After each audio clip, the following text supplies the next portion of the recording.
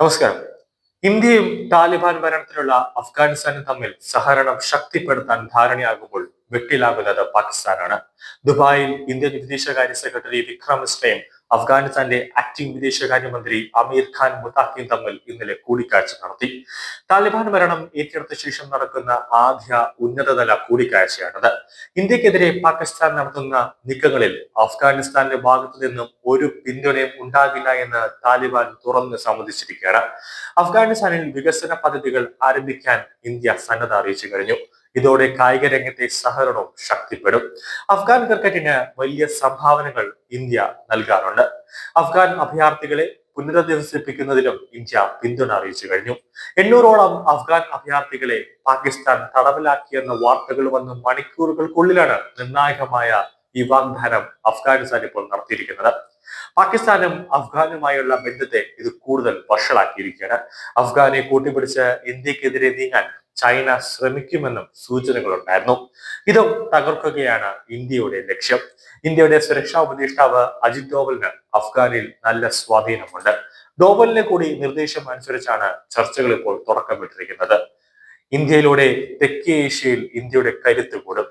ചൈനയും ഇന്ത്യയുമായി അടുക്കാനൊരു ശ്രമം ചൈന നടത്തുന്നുണ്ട്. ശ്രീലങ്കയും നല്ല ബന്ധത്തിലാണ് ഇപ്പോൾ ഇന്ത്യയുമായും. ബംഗ്ലാദേശ് ഇടഞ്ഞു നിൽക്കുകയാണ്. പട്ടാള ഭരണത്തിനെതിരെ ഇന്ത്യ എടുത്ത നിലപാടാണ് ബംഗ്ലാദേശ് ഇടയാനൊരു കാരണം. ഈ സാഹചര്യത്തിൽ അഫ്ഗാനുമായുള്ള ഇന്ത്യയുടെ കൂടിക്കാഴ്ചയ്ക്ക് മാനമേറെയാണ്.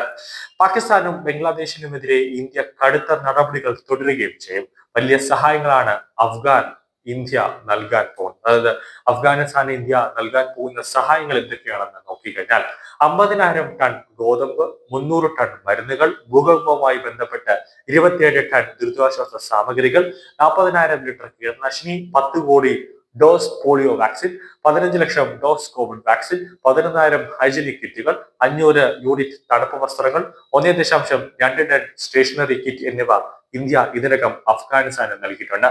വാണിജ്യ വ്യാപാര ഇടപെടലുകളുമായി ബന്ധപ്പെട്ട് ഇറാനിലെ ചാംഹാർ തുറമുഖം കൂടുതലായി ഉപയോഗപ്പെടുത്താനും ഇവർ തീരുമാനിച്ചിട്ടുണ്ട്.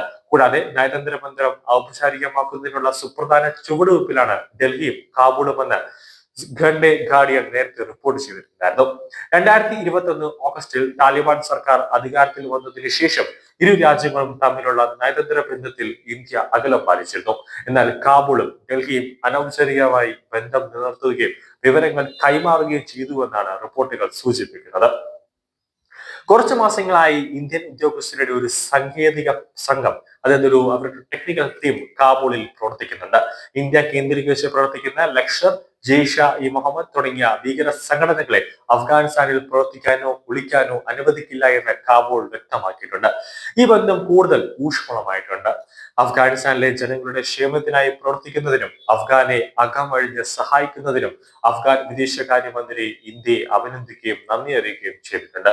എന്തായാലും പാകിസ്ഥാൻ IS-യെയും അതുപോലെ തന്നെ ജെയ്ഷെ മുഹമ്മദിനെയും ഒക്കെ സപ്പോർട്ട് ചെയ്ത് ഇന്ത്യയിലേക്ക് ആക്രമണം നടത്താൻ വിടുന്നത് അതിനെ പ്രോത്സാഹിപ്പിക്കില്ല എന്ന് തന്നെയാണ് താലിബാൻ പറഞ്ഞിരിക്കുന്നത്. ഇന്ത്യ ഇനി ഏത് രീതിയിൽ പറയുന്നോ അതുപോലെ തന്നെയാണ് താലിബാൻ ഇനി ചെയ്യാൻ പോകുന്നത്. പാകിസ്ഥാൻ ഇനി ഇന്ത്യയിൽ വന്ന് എന്തെങ്കിലും തരത്തിലുള്ള ഒരു ആക്രമണങ്ങൾ നടത്തിയാൽ ഇനി മറുപടി പറയുന്നത് താലിബാൻ ആയിരിക്കും. അതായത് താലിബാൻ ഇനി പാകിസ്ഥാനിൽ കയറി IS-യെയും ജെയ്ഷെ മുഹമ്മദിനെയൊക്കെ തകർത്ത് തരിപ്പുറമാക്കുമെന്നതിൽ യാതൊരു സംശയവുമില്ല.